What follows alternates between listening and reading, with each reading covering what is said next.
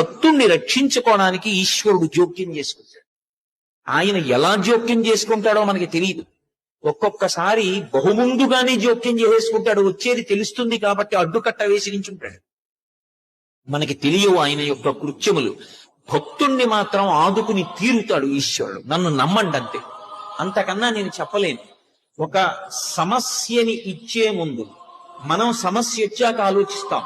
భగవంతుణ్ణి నమ్ముకున్న వాడి గురించి పరమేశ్వరుడు సమస్య ఇవ్వడానికి ముందు వాడికి పరిష్కారం ఎలా చూపించాలని ఆలోచిస్తాడు. నన్ను నమ్ముకునున్నవాడు వాడు పాడైతే, అందుకే భాగవతంలో అష్టమ స్కంధంలో అంటాడు, వాడు నా కొరకు రక్షింపవలయువాడు. వాడి కోసం వాడిని నేను రక్షించట్లేదు, నా కోసం రక్షిస్తున్నా. అటువంటి వాడు పాడైపోతే లోకంలో భగవంతుడున్నాడు అని ఎవడు నమ్ముతాడు? నమ్మడు. నేను ఉన్నాను అని నమ్మాలంటే నన్ను నమ్ముకున్నవాడు పాడవడానికి వీల్లేదు.